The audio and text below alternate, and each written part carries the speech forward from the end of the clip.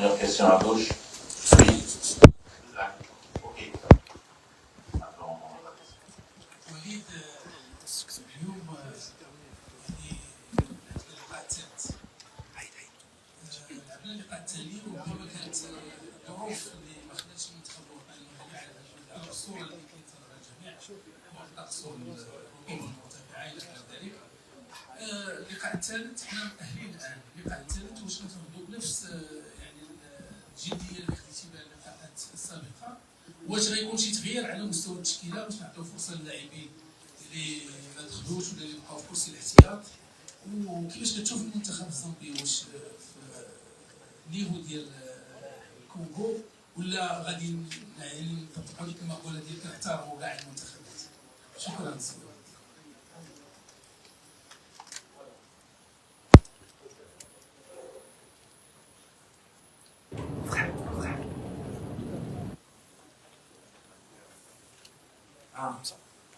Bon, on va faire un mixte. Non, on a toujours la même mentalité. Cette compétition, Kachovoa, encore hier, on voit des surprises. Et quand je parlais d'humilité depuis le début de cette compétition, déjà avoir 4 points en bout de match, même si on a été critiqué sur le deuxième match, et logiquement, on accepte ces critiques. Mais il ne faut pas demander non plus trop à cette équipe. On a l'expérience maintenant, le plus important pour nous, c'était de se qualifier. Et on voit que pour se qualifier, c'est pas facile pour personne. Il y a encore des gens qui vont jouer leur vie sur le dernier match. Nous, on a déjà cette sécurité. Avant, on jouait jusqu'au 3e match pour se qualifier. C'est-à-dire que les joueurs, ils ont fait le travail. Après, ce deuxième match, on n'est pas satisfait parce qu'on pense qu'on avait fait le plus dur en marquant et qu'en deuxième mi-temps, on n'a pas été à notre niveau. Mais avec l'honnêteté, je pense que jouer ce match à 14h, il était injouable pour personne.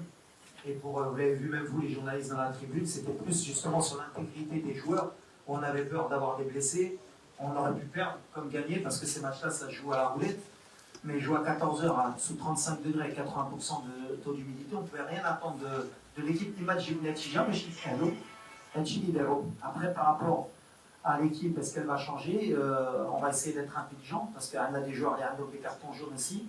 Et s'ils prennent un carton jaune, ils peuvent être suspendus pour le 8e de finale. Donc, et j'ai confiance aussi en mon groupe, c'est pour que tout le monde puisse donner quelque chose. Et la Zambie, bien sûr qu'on va les respecter, c'est une équipe parce qu'elle a besoin de se qualifier, donc ça va pas être un match facile. On a vu hier, tout le monde joue le jeu. On a vu l'Égypte jusqu'à la dernière minute, ils auraient pu être éliminés. Le Ghana, jusqu'à la dernière seconde, ils étaient qualifiés. On va respecter la compétition parce que quand on ne respecte pas la compétition, à un moment donné, on va le payer. Donc voilà, on est sportif, on est fair play. On va essayer de mettre la meilleure équipe possible par rapport à ce 3e match, en équilibrant, mais en voulant finir premier parce que Gina Vachinkoul au premier, je l'ai toujours dit, on essaie de changer la mentalité. On ne regarde pas contre qui on va tomber, on regarde qu'on faut finir premier avec 7 points.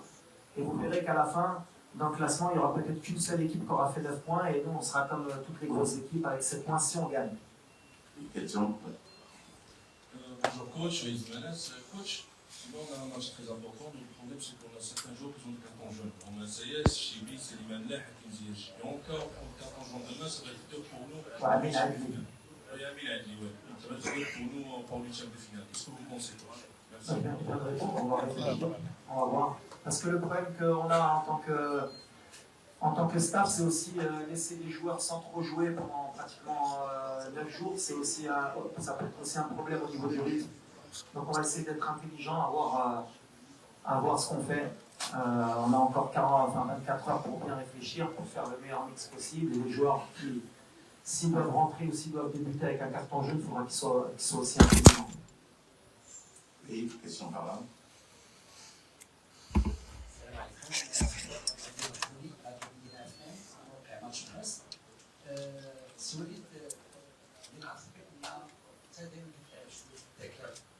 واش المنتخب الزامبي الاول غيكون عليه الضغط يعني حيت على حسب النقاط كتسجلوا باش يمر كثالث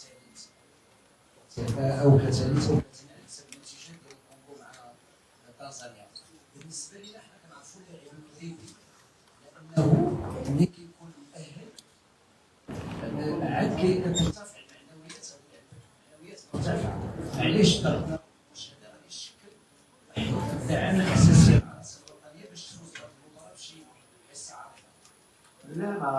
شوف كنقول بدلو ديما نبدلو لا مونتاليتي ديال اللاعب المغربي. ما كانش ماتش مرتاح ولا قلت لك حنا ما كنلعبوا على والو سي كنلعبوا على لا بروميير بلاص دونك ما تقدرش ترتاح باسكو لا بغينا ندخل سون بيرو ولا بغينا نوريو on mérite cette qualification amplement hier 5 كيلو donc bien sûr qu'on a aussi le temps.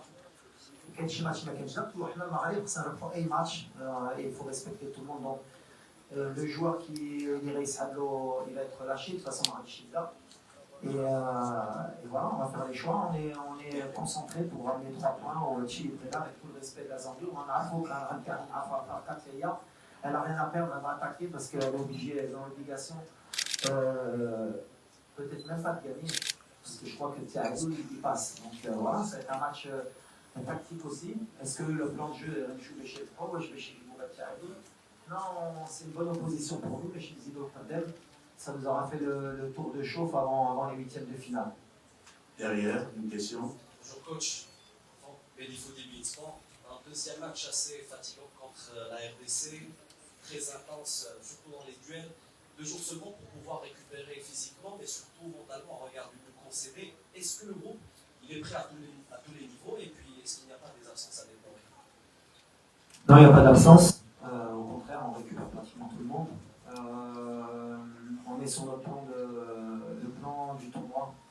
Après, oui, on a lâché beaucoup d'énergie, parce que comme je vous dis, jouer à 14 heures sur ces conditions, c'est inhumain, mais on l'a accepté, c'est le tournoi qui est comme ça.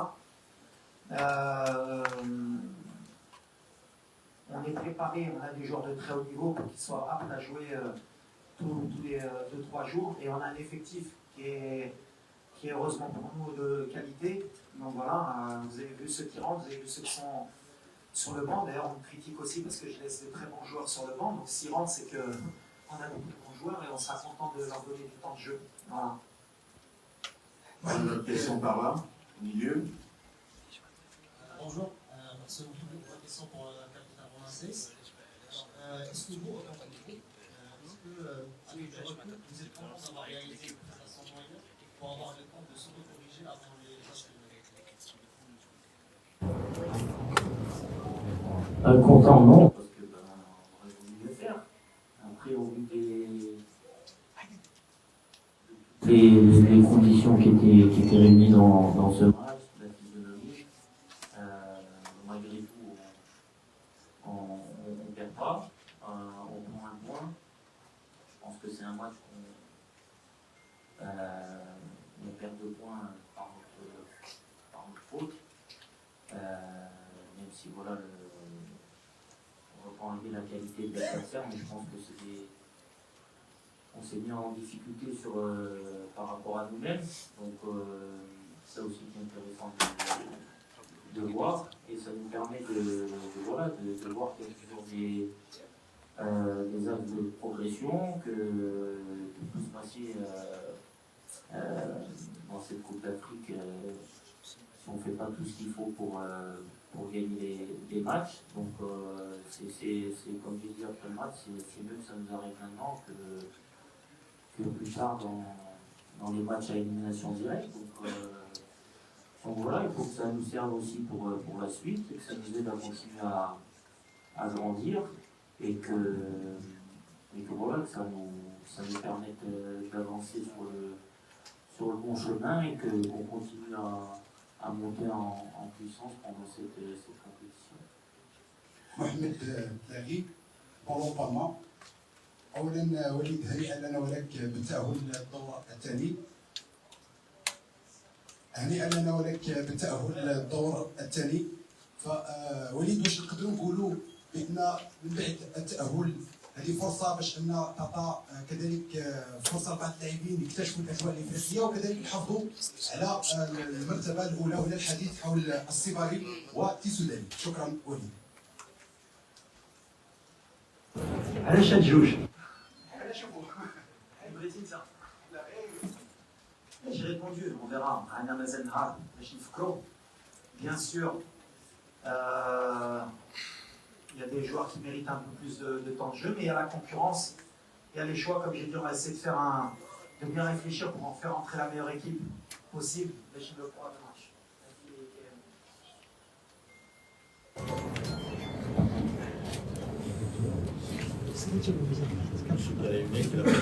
caméra dans le pouce.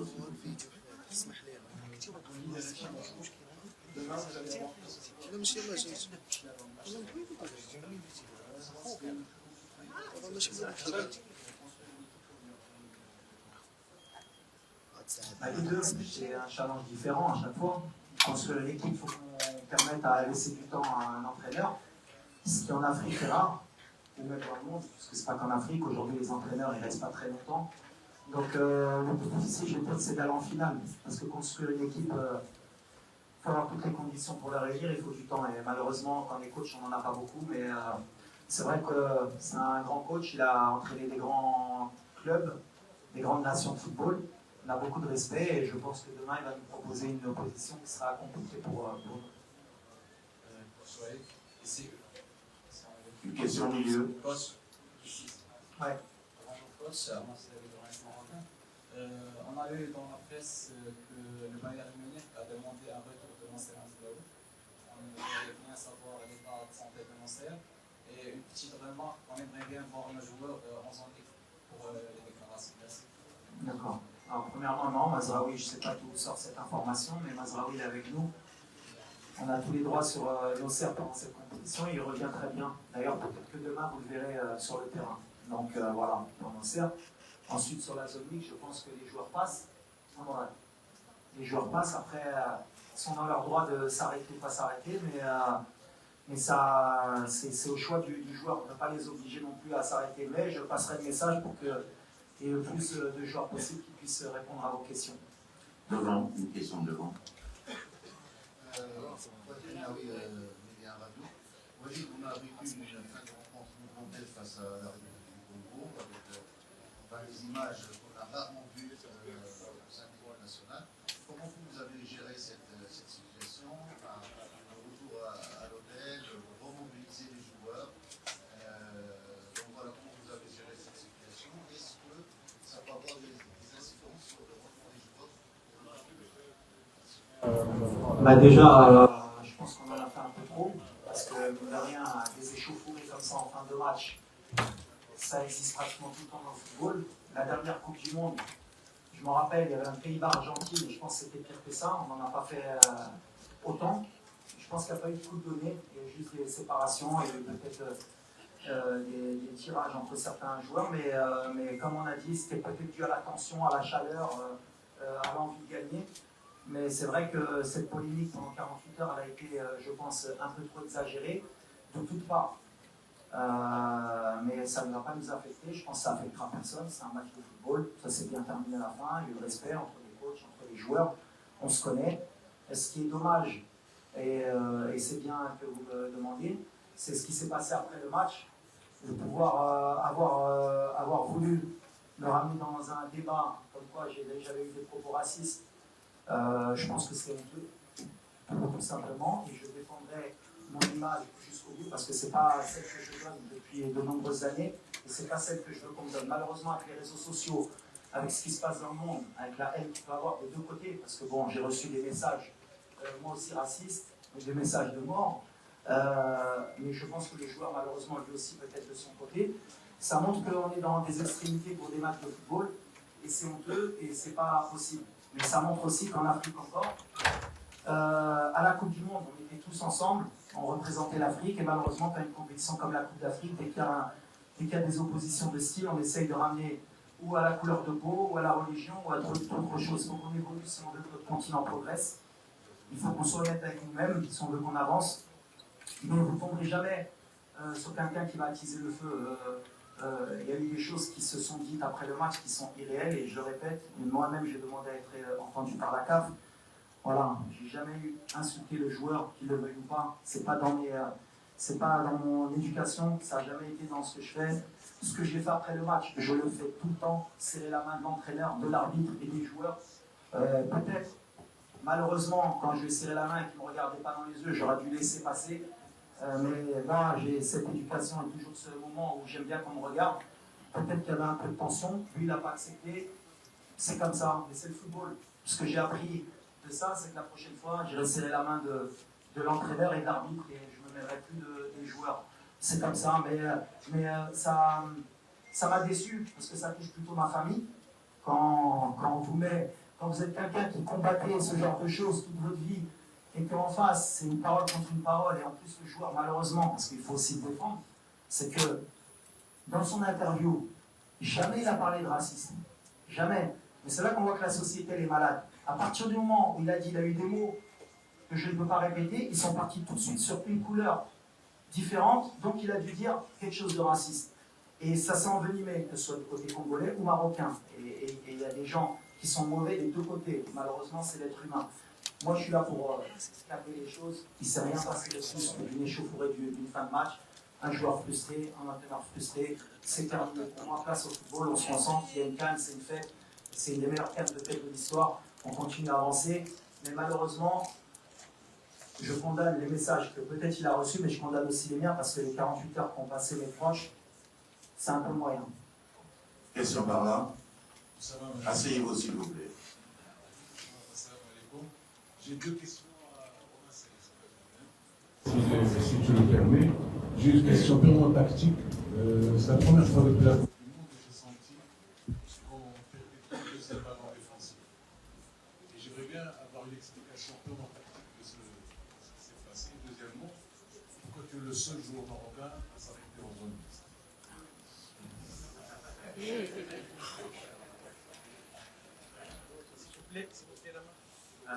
Non, comme j'ai dit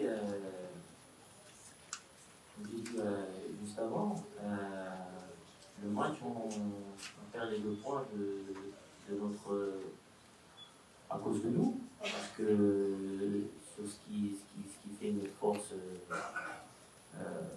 normalement, on a été un peu plus défaillant, notamment en deuxième mi-temps, notamment les deuxièmes ballons, voilà, on était moins compact qu'à l'accoutumée. Donc on donne de l'espace aux adversaires, on les fait prendre confiance. Donc voilà, après est-ce que l'aspect physique par rapport à la chaleur, ça a joué, j'ai envie de dire que j'espère que c'est le cas. Comme on dit, ça veut dire que voilà, ce match était très compliqué d'un point de vue physique par rapport au fait de jouer à 14 heures. Voilà, parce qu'après, les joueurs, voilà, nous sur le terrain, je pense que personne n'a triché, l'état d'esprit est bon. Quand on voit les données GPS d'après-match, on voit que tout le monde a couru, tout le monde a fait des efforts à haute intensité. Mais voilà, après, il ne faut pas se cacher derrière des excuses, mais c'est vrai que c'était très très compliqué. Donc voilà, ça va nous servir aussi, comme j'ai dit, à grandir par la suite, de savoir que quand il y a des matchs avec autant de chaleur, autant d'humidité, il faut qu'on soit peut-être un peu plus intelligent, qu'on fasse un peu plus preuve d'expérience, de maturité dans le jeu. On aimerait bien marquer à chaque fois peut-être 2, 3, 4 buts, comme ça a été le premier match. Et des fois, il faut savoir faire l'autoron et se contenter du 1-0 si on prend les 3 points, même dans la difficulté. Ça, c'est des choses qui sont bien. Donc ça va nous servir. Et pour la deuxième question, écoutez, voilà, je pense qu'en tant que capitaine, c'est normal que je m'arrête. Je ne veux pas m'arrêter pour tout le monde parce que sinon ça va être long, mais au moins pour 2-3 questions, peu importe que ce soit fait un bon ou un mauvais résultat. Donc faites aussi votre métier, donc c'est normal. Après, voilà, il faut comprendre aussi les joueurs de temps en temps, la frustration, le du match, c'était compliqué. Les compétiteurs ont envie de gagner, donc il y a de la déception des fois. Donc voilà, j'espère que le prochain match, il y aura plus de joueurs qui s'arrêteront. Et comme ça, peut-être moi, ça me permettra de répondre à moins de questions aussi. Une question par là, ensuite on reviendra sur le côté gauche. Salam alaikum, Youssef Boukhaï, journal Le Matin. Bonjour coach. Félicitations d'abord pour cette qualification. On en avait tous besoin. La personne qui a aidé. Alors, ma question concerne purement le jeu, le secteur offensif, on a vu un changement de dépendance pour le pouvoir de l'attaque. Je crois que Hakim Ziyech les impliqué sur les tacles du Maroc. Est-ce que c'est voulu par votre staff? Et est-ce que ça devrait continuer pour la prochaine? C'est pas forcément voulu, mais par l'obligation des choses, on a des joueurs de talent côté droit qui se complètent très bien entre Asdin, Achraf et Hakim. Ils ont des habitudes. Ça a été le côté fort aussi à la Coupe du Monde. Maintenant, c'est vrai que ça fait un an, on aurait voulu plus développer ce côté gauche, mais avec les absences pendant toute l'année qu'on a eues entre Bouffal, entre Mazraoui, entre plein de choses, on a essayé Mazraoui au milieu, on n'a pas eu le temps de faire progresser cette animation à gauche. C'est un combat qu'on a pour pouvoir avoir plus de certitude, qu'on puisse attaquer les deux côtés. Mais après, en même temps, quand vous avez ce genre de joueur, forcément, le ballon il est attiré de ce côté-là. Maintenant, il faut qu'on arrive à trouver le juste milieu pour que ce ne soit pas non plus une problématique pour l'équipe de vouloir toujours attaquer de ce côté-là. Dans les questions de fond, je vois déjà quelqu'un qui a un micro avec lui, donc allez.